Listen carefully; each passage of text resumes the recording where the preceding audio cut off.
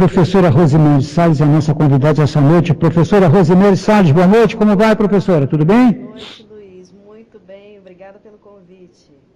Nós que agradecemos, professora Rosimeire Salles. Eduardo Zag, tudo bem? Como vai? Boa noite. Boa noite, Luiz. Boa noite a todos os ouvintes da Super Rádio Tupi. Professora Alessandra Nascimento, tudo bem, professora? Boa noite. Tudo bem, Luiz. Boa noite a todos. Muito bem. Então vamos para a pauta, que eu acho uma tremenda pauta. Essa pauta você gostou, né, Luiz? Sim, sim. Sim, porque sou pesquisador, além da Conscienciologia, também da política. Uhum. Portanto, eu acho que a professora Rosimeire Salles vai colaborar muito com essa abordagem, no momento em que hoje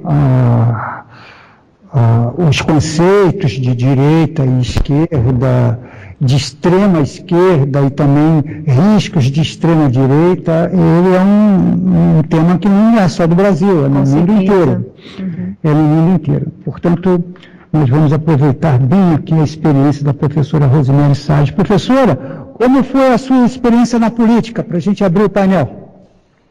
Pois é, Luiz. Na minha época de militância política, a gente ainda tinha bem definido, sabe, direita e esquerda. E, assim, na verdade, eu comecei a militância através do movimento estudantil, na faculdade e tudo mais, né? E aí a tendência é esse envolvimento ideológico que acontece principalmente nessa fase da juventude, né? Onde há uma certa sedução, no sentido de que o jovem ele tem essa tendência de buscar mudanças, né, e tudo mais. E aí o que acontece é que a gente acaba adentrando, né, nesse universo aí da política como uma opção para poder ajudar, quem sabe, mudar as condições da sociedade e tudo mais. Então, na verdade, a minha entrada na militância política foi mais ou menos por esse viés, né? Então, através do movimento estudantil, a tendência é o quê? A gente, assim, no meu caso, né? Vou falar muito assim de mim, porque tá baseado muito na minha experiência mesmo, né? Então, assim, a partir do conhecimento de pessoas ligadas aos partidos de esquerda, na época, né?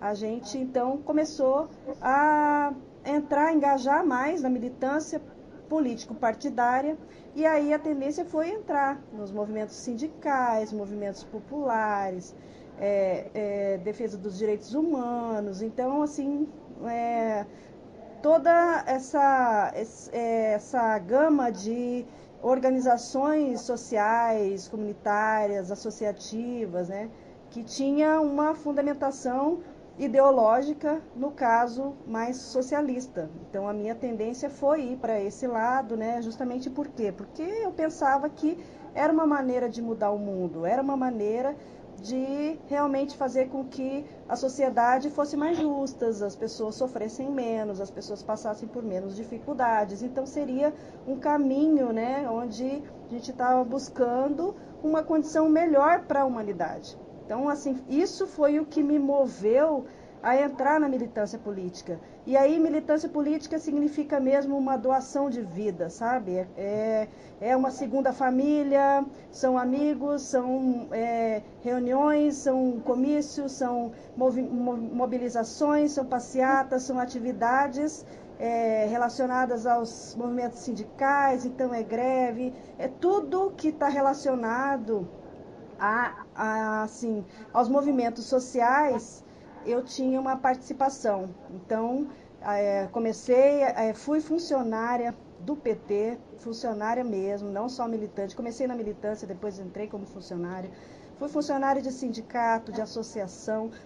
Funcionária que eu digo com vínculo empregatício mesmo, carteira assinada, tudo mais, porque eu precisava trabalhar para poder estudar. Então, o meu vínculo com a militância ele foi muito, muito profundo, no sentido de que eu realmente me identificava com aquele mundo e ali eu tinha o meu ganha-pão também, mas aquilo era um nível de satisfação íntima muito grande, porque eu estava ganhando para poder me dedicar a uma vida que realmente era o que eu queria, né? Que eu achava que ali eu estava ajudando a mudar a sociedade. Então, toda a minha juventude eu passei envolvida com, digamos, com esse mundo, né? Assim, a parte de mobilizações e tudo mais. E além do PT, militou em outro partido também? Eu comecei no PT, fiquei vários anos no PT. Na verdade, eu fiquei uma década mais ou menos na militância, né? E depois, assim, o que foi acontecendo? Como eu era funcionária e eu via algumas coisas que aconteciam em termos de direção do partido, eu fui meio que decepcionando, né? Porque eu via um discurso de uma maneira e eu via que a prática era bem diferente. Então, isso me fez aliar com uma turma que era mais esquerda do que o PT. Na época a gente chamava de Convergência Socialista, que era uma ala, era uma corrente, né? O PT, com várias correntes internas, né? Era uma corrente dentro do PT. E aí essa corrente, ela era mais radical, ela era a favor da Revolução Armada mesmo, que a gente fosse aprender a manejar com armas para poder um dia tomar o poder, e o poder ele não ia poder ser constituído se não houvesse essa participação popular. Então, se fosse esperado o governo, não ia ter revolução. A revolução é pelo povo, então, para a gente chegar lá, a gente ia ter que... Eu era contra, mas assim, a ideologia como um todo eu concordava. Então, eu acabei me afinizando com essa turma, que depois foi expulsa do PT, justamente porque batia muito de frente.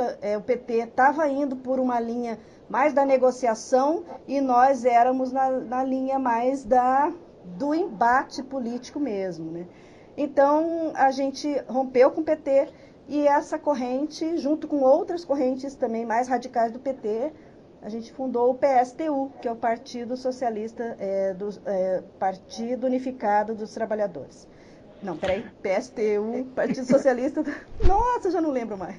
Trabalhadores... Partido Socialista dos Trabalhadores Unificado. Por que unificado? Justamente porque ele estava reunindo todas essas correntes mais esquerdistas, mais, na época, chamada de xiitas, né? Nós éramos chamados de xiitas justamente porque a gente tinha uma linha de atuação muito mais radical, mais da greve, mais da disputa, mais do embate com o governo, menos negociação, né? Então, por isso, o unificado do PSTU, contra o burguês, vote 16.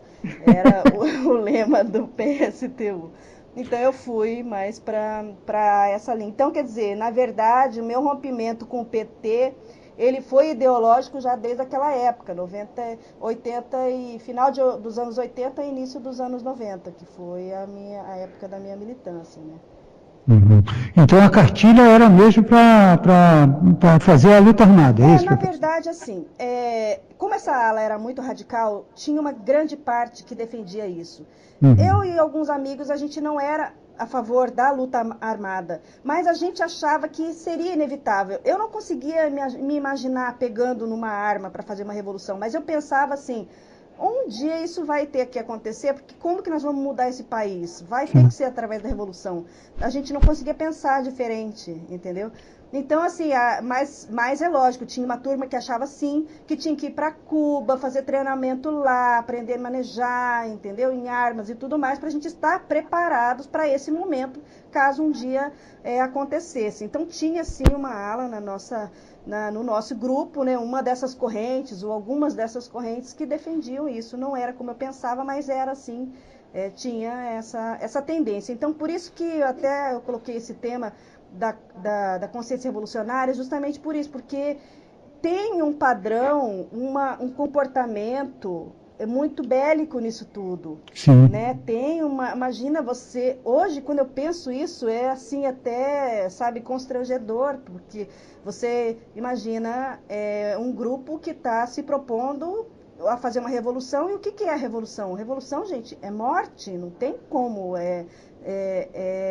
assim... inevitável, né? Porque se o governo ele vai defender o seu poder e a gente quer tirar esse poder, é lógico que vai ter um embate, né? E esse embate aí não vai ser civilizado, digamos assim, não vai ser na base da negociação, justamente porque nós não concordávamos muito com isso, né? Então a gente pensava assim, se está no governo, se está no poder, então paredão para eles, entendeu? Então é mais ou menos por aí que a gente pensava, ou seja, tinha um pensamento assim muito bélico mesmo, muito, sabe, negativo, muito pesado. Hoje, entendendo um pouco de Conscienciologia, né, depois de tantos anos, mais de 20 anos aí de voluntariado na Conscienciologia, a gente consegue entender mais isso, inclusive a questão das energias, né? Você vê assim que esses ambientes são muito pesados energeticamente, né? Imagina, as pessoas elas estão pensionizando, estão pensando mal do outro, estão querendo o mal do outro. Então isso não tem um padrão muito positivo de energias, né? Então agora você imagina você estar envolvido naquele meio. É isso o tempo inteiro, né? Então eu penso que o caminho mais saudável é justamente a compreensão de que da negatividade, né, dessas posturas rumo mesmo a uma condição mais de serenidade íntima. Por quê? Porque quando você está bem, quando você está tranquilo, você consegue ter uma participação mais lúcida, mais ponderada, com mais discernimento. Isso faz muita diferença, ao invés de você ficar lá no microfone, aos berros, na gritaria, só brigando, só discutindo, só criticando, que era o que a gente fazia, né? Sem dúvida. Bom, a pergunta que vai ficar no ar logo Sim. será respondida pela professora Rosemary Salles depois do intervalo, é o que fez a professora mudar as opiniões. Okay. Logo depois do intervalo, você confere aqui na Super Rádio Brasil. Até já, ouvintes. Professora Rosemary Salles, economista, empresária, escritora, pesquisadora da Conscienciologia desde 1994, nossa convidada essa noite. Antes de entrar na etapa, o que fez a professora mudar as opiniões, a Alessandra quer fazer um comentário, uma pergunta, professora? Que me chamou muita atenção Abertura, né? quando a Rose comentou sobre que era difícil pensar diferente. Né? E eu queria saber se nessa época, Rose, você tinha algum tipo de experiência energética ou não? Você não tinha nada, não entendia nada de Conscienciologia, não tinha nenhuma experiência parapsíquica, projeção, não tinha nada? Sabe, Alessandra, é até paradoxal. Eu tinha muita experiência com parapsiquismo na minha infância, muita experiência com intuição, com parapsiquismo mesmo, com telepatia com a minha irmã. Eu tinha muita experiência. Até sair do corpo lúcida eu saía. Eu tinha muito interesse. Eu queria fazer faculdade de parapsicologia, para você ter uma ideia. Era meu sonho fazer faculdade, mas não existia, né? Na minha cidade, nem nada. E de repente, quando eu entro para a faculdade, a minha vida dá uma guinada, né? Então, o que aconteceu nisso tudo? O fato de eu ter sido convidada para entrar no centro acadêmico, comecei pelo centro acadêmico, me aproximou muito de um grupo de pessoas que estavam mais ligadas com esses movimentos, né? E eu fui, na verdade, foi como se eu fosse esquecendo, entre aspas, mas eu fui dando valor a questões mais das ideias, da ideologia em si, do materialismo, e eu fui negando para mim mesma a minha própria experiência. Então, eu começava a falar para mim mesmo, não, aquilo lá foi tudo coisa da minha cabeça, não, aquilo não aconteceu, não era bem assim, tudo é fruto da mente. Por quê? Porque é como se houvesse uma formatação na minha cabeça, no sentido do materialismo. Nós nascemos, nós temos então que buscar nessa vida a melhor condição de vida para as pessoas, porque a gente vai nascer e morrer. Então, se nasceu, a vida é do nascimento à morte, então a gente tem que fazer tudo que a gente puder hoje, nessa vida. E aí toda a perspectiva de multidimensionalidade, ou seja, de existir várias dimensões, de existir as energias, de existir o parapsiquismo, tudo isso era, assim, para nós considerado ópio do povo, sabe?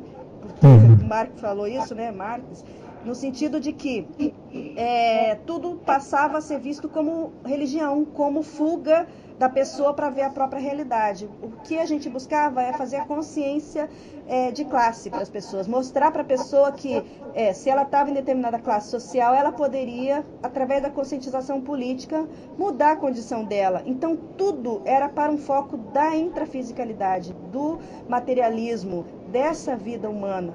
Então foi como se houvesse uma negação, sabe, das minhas próprias experiências. Então, assim, na verdade, hoje eu posso dizer com mais tranquilidade, eu penso que, de certa forma, é uma lavagem cerebral mesmo, né? Eu não sentia nada disso, eu me sentia totalmente engajada porque eu concordava com aquilo tudo. Mas, no fundo, era isso, era uma negação da minha própria história, das minhas próprias experiências. Sem dúvida. Professora Rosemary, e o que a fez mudar essas opiniões? Justamente foi o parapsiquismo. Por quê? Porque eu estando engajada nos movimentos, cada vez mais eu participava de movimentos nacionais, Congresso Nacional da UNE, Congresso Nacional da CUT, Fundação do PSTU Nacional, eu fui, todos assim, os eventos grandes nacionais eu estava presente.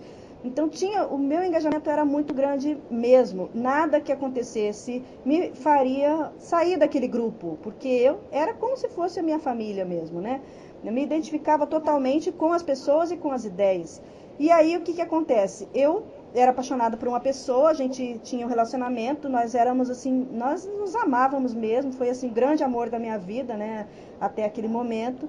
E ele era militante também, era liderança nacional, participava de federação nacional, reunia com o ministro, enfim. Ele sofreu um acidente, ele ligou para mim e falou assim, vamos morar juntos? Ah, nossa, eu achei assim, poxa vida, né, morar junto, vou perder minha independência, porque eu totalmente feminista, né, independência, imagina. Ah, vamos, e agora, né? Aí ele falou, não, vamos fazer uma coisa, eu tô indo para aí, vou para sua casa e nós vamos conversar, mas eu quero que a gente vá morar junto. Ele desligou o telefone e saiu para ir na minha casa. E, assim, menos de 500 metros da minha casa, ele sofreu um acidente e ele morreu. Agora, você imagina, na minha cabeça, a pessoa que eu amava simplesmente me chama para morar com ele e morre no meio do caminho. Eu entrei em surto, eu quase que, assim, pirei, né? Porque, para mim, é como se o meu mundo tivesse caído, acabou a minha vida. Não tinha nada mais fazia sentido. Como assim morreu? Aí começaram as minhas crises. Crises em que sentido? Eu comecei a questionar todo aquele meu materialismo. Mas espera aí, ele morreu, ele foi para onde? E agora? Eu posso me encontrar com ele? Existe vida após a morte? Essas eram as questões que começaram a levantar na minha cabeça, que não tinha nada a ver com a política, que não tinha nada a ver com os meus amigos, que era uma questão íntima minha. Como que eu vou fazer agora, daqui para frente? Como é que eu entendo essa realidade? E eu tinha minha família, que era espírita, totalmente voltados para esse lado da espiritualidade, que eu negava, e eu falava que eles eram alienados, inclusive falava isso para eles, que eles eram alienados políticos, porque ficava justamente, né, cegos para a conscientização de classe, cuidando do lado espiritual. E eu estava ali naquela condição querendo entender, afinal, o que era essa espiritualidade. Esse momento na minha vida foi decisor, ele foi marcante, ele foi assim um divisor de águas. Por quê? Porque dali eu fui buscar, afinal, o que acontece depois da morte. E qual foi a minha tendência? Eu comecei, como eu era muito questionadora, e eu duvidava de tudo, porque eu tinha o filtro do materialismo na minha cabeça, por mais que eu quisesse acreditar que ele estava vivo, dentro de mim eu falava, não, isso é bobagem, né? Isso aí foi a religião que fez para poder as pessoas não pensarem que elas estão sendo exploradas. Eu comecei a buscar em várias linhas de doutrinas, de religião, comecei a ir em templo, negócio de pirâmide, tudo que me falavam, assim, que tinha alguma coisa além, né, daquela minha experiência ali de militância, eu comecei a visitar, eu comecei a ver se fazia sentido, se alguém me traria alguma resposta para aquela experiência que eu estava vivendo. Inclusive, cheguei a fazer terapia de vidas passadas para ver que história é essa, se tinha, qual era o fundamento disso, né? E aí o que aconteceu foi que uma experiência no espiritismo de uma pessoa que eu não conhecia, a pessoa me ligou, nem sabia quem era ela, falando, olha, eu recebi uma mensagem espírita do seu namorado, falando que ele está bem, que ele sentiu uma tontura, porque ninguém conseguia explicar, porque um acidente tão bobo daquele, a pessoa estava indo e de repente, daqui a pouco, um acidente bobo que a perícia foi lá e não achava a causa. E aí a pessoa falou, não, ele tá bem. Aí eu falei, poxa vida, como assim? Como que essa pessoa que nem me conhece sabe que eu perdi e que essa pessoa tá me dando... Aí eu falei, não, peraí, tem algum fundamento nisso. E aí sim eu fui buscar informações sobre o que seria essa vida após a morte. Então eu cheguei no Espiritismo, e aí do Espiritismo, uma palestra do IPC, né, na minha cidade, me levou então a ver esse outro lado do estudo dos fenômenos parapsíquicos de uma maneira mais técnica, mais científica, né? Isso me atraiu mais. Falei, bom, então quero entender o que são esses fenômenos para ver se realmente eu vou conseguir um dia me encontrar com ele. Então, na verdade, o que me fez me afastar da militância foi um evento traumático e não necessariamente uma discordância ideológica, digamos assim. Talvez eu tivesse lá até hoje se eu tivesse com ele, entende? Isso fez todo o direcionamento da minha vida. E a partir desse evento, que é um evento traumático, como você já comentou, Rosina, e foi, de fato, você rompe com a militância e com a ideologia? Então, aí num primeiro momento, eu me afastei, não por discordância, mas porque o fato de eu me encontrar com os meus amigos me fazia lembrar dele e me fazia chorar. Então eu ia para uma manifestação qualquer, uma passeata qualquer atividade de militância, eu encontrava com os meus amigos e eu começava a chorar. Por quê? Porque eu estava lá e estava sem ele, porque ele estava em todas, estava no palanque sempre, né? Então aquilo para mim, aí eu me afastei por causa disso. Isso me fez desconectar energeticamente do grupo. Então, assim, por um tempo, eu fiquei me dedicando a entender essa história de vida após a morte, e enquanto o pessoal continuava com a vida deles lá. Mas eu ainda, dentro de mim, eu achava assim, tudo bem, eu vou entender o que aconteceu com ele, vou tentar me encontrar com ele, né? Quero que ele me espere, sabe? Tinha todo esse romantismo, mas eu continuo achando que a gente pode mudar a sociedade. Só que essa distância com o grupo me fez participar de outros grupos, que no caso, o grupo do IPC, no voluntariado e tudo, eu comecei a conhecer pessoas diferentes, estavam muito preocupadas em dominar as energias, entender mais o próprio parapsiquismo. Eu fui me aproximando mais desse grupo. E quando eu já estava um pouquinho melhor emocionalmente, que eu fui me encontrar com os meus amigos numa noite lá, aí eu senti a diferença tão grande da energia, principalmente, e das conversas, dos papos, das ideias. E aí eu fui vendo que realmente estava havendo, sim, um distanciamento não só físico, mas também ideológico. Por quê? Porque aí eu fui... com os meus estudos, eu fui entrando numa outra realidade de entender a mim mesma, o meu papel, e de tentar me melhorar intimamente. E eu, nessas reuniões, o que eu via? Eu via apenas revoltas, indignações e posturas arraigadas de ira, de vamos lá, vamos contra o governo, vamos contra o patrão, sabe? Então, assim, um embate muito grande, uma preocupação muito grande de poder, assim, estar sempre batendo de frente, porque se é explorado, então vamos unir os explorados para a gente poder mudar aí essa realidade. Então, eu isso me fez tomar a decisão de sair. Então, quando eu mandei a minha carta de desligamento da minha desfiliação do PSTU, para a pessoa, inclusive, que eu levei para entrar no PSTU, aquilo para mim era assim, não, agora chega. Só que era uma decisão íntima de romper com tudo isso, mas o que eu fui analisando em mim mesma é que não adiantava só eu romper e ter saído do partido. Eu tinha que mudar intimamente tudo que eu pensava, a maneira como eu pensava, porque eu estava vendo que a vida não era só do nascimento até a morte. Então não adiantava eu ficar me preocupando em fazer justiça social hoje se eu não sei qual foi a repercussão, as consequências dos atos dessas pessoas ao longo das suas várias vidas. O que as fez chegar e estar numa condição hoje de miséria, por exemplo. Não estou justificando que todo mundo tem que sofrer porque fez mal, não é isso. Mas é assim, eu não tinha uma visão multidimensional e multiexistencial de todos para poder dizer se aquilo era o melhor ou se aquilo é o pior.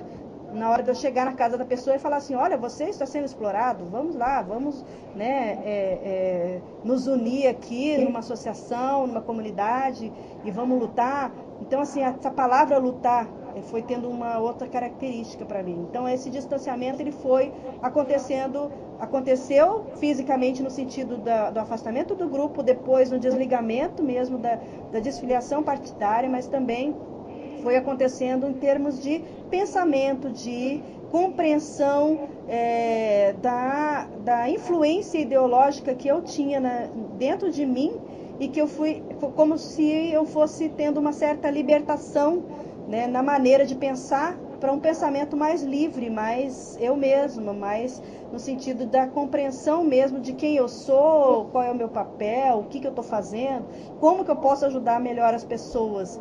Né? Então é como se uma certa, posso até dizer, deslavagem cerebral, não sei se seria isso, mas é como se houvesse, então, uma desformatação de uma maneira coletiva de pensar para uma maneira mais íntima, minha, individual de pensar. Perfeito. Está claro. Então, professora Rosemary Salles, daqui a pouquinho voltaremos a falar com a professora, direto de Foz do Iguaçu, logo depois do intervalo aqui na Rádio Tupi. Até já, ouvintes. E a sequência do painel, essa noite de consciência revolucionária, a pacificação íntima, a nossa convidada é a professora Rosemary Salles, economista, empresária, escritora e pesquisadora da Conscienciologia desde 1994 e autora do livro Consciência em Revolução. Eduardo Ezag, aqui no Rio de Janeiro, uma pergunta para a professora Rosemary Salles, Eduardo. Boa noite, Rosemary. Então, aproveitando a sua visão agora desse momento, como você vê o momento político brasileiro hoje? Pois o que eu penso é o seguinte, se eu tivesse naquela época, eu penso que eu estaria muito decepcionada, porque eu vivi os bastidores de uma história que quem está de fora ou quem está na imprensa relata de uma maneira bem diferente. Então, eu penso que existe também um filtro, mas, por outro lado, essa transparência de tudo que está debaixo do tapete faz com que a gente também entenda que além de muito delicada a situação como um todo, né, a gente vê assim que às vezes a teoria é muito diferente da prática, né? Então eu vejo assim, eu entendo algumas atitudes de alguns militantes do PT. Eu não acho, igual algumas pessoas falam, mas eles mudaram tanto, eram da negociação e agora eles estão tão radicais. Eu não vejo essa mudança, eu vejo que eles sempre foram assim, porque era como eu era. Às vezes eu vejo um debate, eu vejo uma dessas comissões e eu vejo as pessoas do PT falando com tanta indignação, né, com tanta, parece que tem uma raiva contida, uma indignação, eu não sei, e eu vejo assim que isso para mim é muito familiar, porque é como nós éramos. Então não é novidade para mim ver a postura dos militantes do PT, porque era como a gente era na época. Então eu entendo como é a formulação do pensamento deles. Eu entendo que para eles existe, sabe, olha, para chegar no fim não importa quais são os meios. Eu entendo por quê? Porque eu já pensei igual a eles. Então existe da minha parte uma compreensão do pensamento que passa pela cabeça deles. Isso não quer dizer que eu concorde com eles, não é isso. Mas no sentido de que eu não julgo, porque eu já estive na mesma condição. Eu não vou atirar pedra, porque eu já estive na mesma condição, eu já pensei igual. Então eu não me sinto nem no direito de ficar jogando pedra em ninguém. Agora, eu vejo tudo que está de errado, eu consigo hoje entender, ter um ponto de vista bem crítico de tudo que está acontecendo. Não concordo com nada do que está acontecendo, não acho que a saída para a mudança do país ocorreria dessa maneira, né? Mesmo se tudo tivesse ainda acobertado, eu não concordo com nada disso, mas eu consigo hoje entender os motivos, entender não é os motivos, mas a maneira de raciocinar dessas pessoas, porque eu raciocinava igual, eu pensava igual. Então, tem esse lado que eu entendo, mas eu vejo que a gente não pode mais, a sociedade não pode mais aceitar determinadas situações, digamos, anticosmoéticas, que vai contra um mínimo de ética, né, que se exige de um cidadão. Então, se a gente vê se a própria história do PT, dos movimentos sociais e tudo mais, era lutar por uma sociedade mais justa, e a gente vê que as mesmas pessoas que estavam nessa militância desviaram tanto dinheiro e tiraram tantas escolas e hospitais, tanta comida da boca da própria população. Isso realmente é uma coisa assim que me deixa triste, sabe? É triste ver que caminhou para esse lado, né? Então, a minha posição é essa, sabe?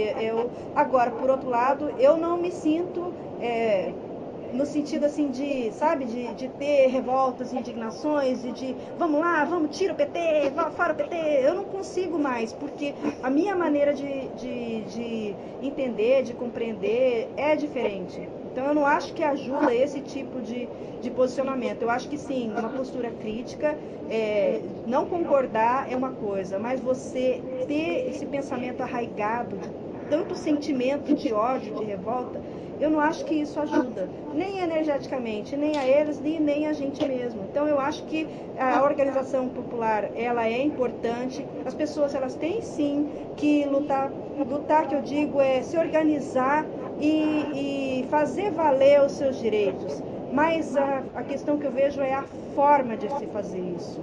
Então eu não consigo mais me imaginar com as mesmas atitudes. Eu acho que o que mudou foi justamente o tema, né, que eu propus aqui, que é essa mentalidade de revolucionária para uma mentalidade mais pacífica.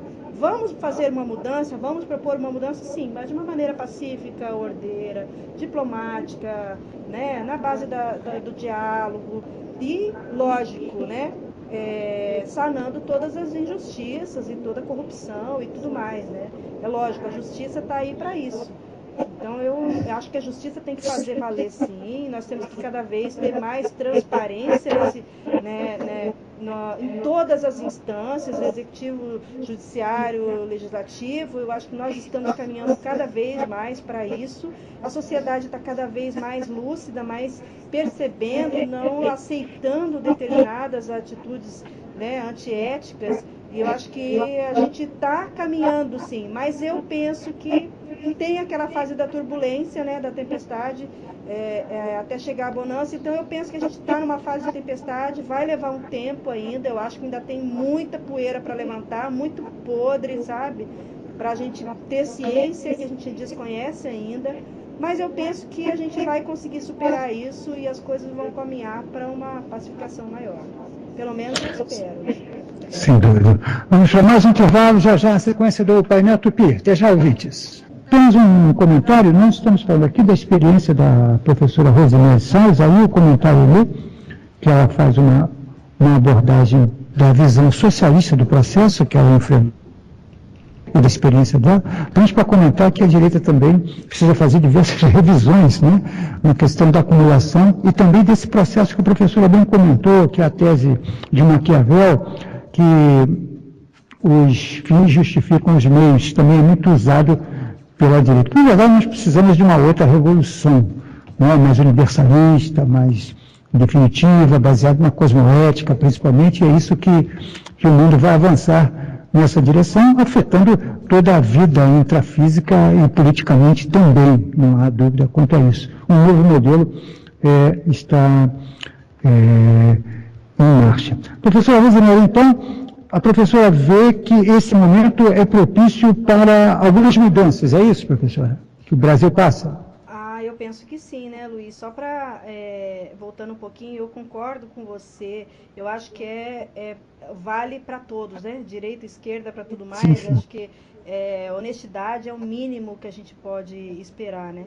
Mas eu penso que sim, eu acho que todos os economistas, os analistas políticos fazem essa mesma avaliação, né? A gente está num momento de grande mudança. E eu vejo como positivo, apesar de a gente assim, já nem se assustar mais com tanta corrupção, com tanta desonestidade. Eu penso que a perspectiva é positiva. Por quê? Porque só do país ter esse nível de transparência maior, da gente ter uma pessoa como Sérgio Moro bancando tudo isso, servindo de exemplo, eu acho que isso faz com que a gente vá mudando os nossos valores. Porque se a gente pensar no passado, rouba mais faz, político rouba mesmo, a mentalidade sempre foi essa das pessoas, né? Hoje não, hoje tem uma conscientização maior no sentido assim, das pessoas, elas querem ver os resultados sim. Olha, as pessoas não se conformam, sabe, de ver tanta desonestidade, né? Então eu penso que a justiça, o lado judiciário ajuda muito nesse sentido, porque na hora que levanta, né, todas os indícios, todas as provas irrefutáveis, né? E aí não tem mais saída, olha, vamos lá, não tem jeito, é prisão mesmo, vamos, né, fazer a justiça prevalecer. Isso faz com que a gente tenha uma certa segurança de que não vai ser mais como era antes, né? A impunidade prevalecendo só porque a pessoa tem uma influência política, tem um cargo e ela compra todo mundo. Hoje, isso sim acontece, tá? E cada vez a gente descobre que cada vez a gente vê coisas mais feias, mas nós estamos vendo, antes a gente não via. Então, esse movimento de transparência, eu penso que é muito importante. E a tendência, eu acho, é chegar num ponto em que isso não vai ser mais tolerado pela população, pelos...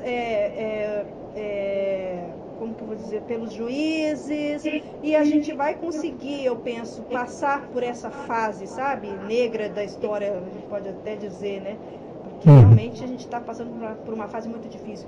E a tendência, eu penso, mas eu acho que ainda vai levar muito tempo, não acho que vai ser de uma hora para outra, não.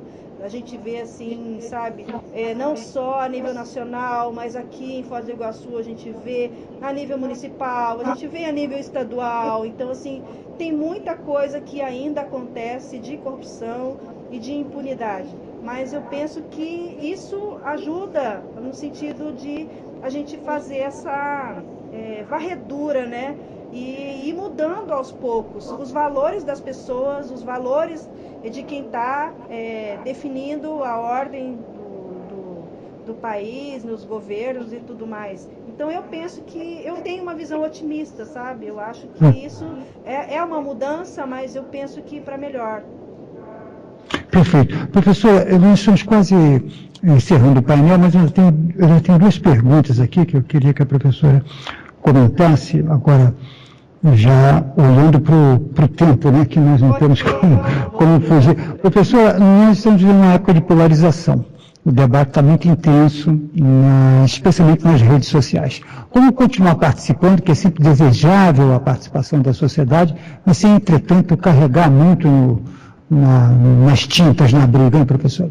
Pois é, sabe, isso é muito sério, Luiz, eu vejo. Nós temos um conceito na Conscienciologia, que é o PENSENE, pensamento, sentimento e energia. O que nós pensamos, nós sentimos e nós emanamos a nossa energia. E quando você tem um padrão de pensamento mais negativo, você atrai energias mais negativas, você atrai consciências extrafísicas mais negativas.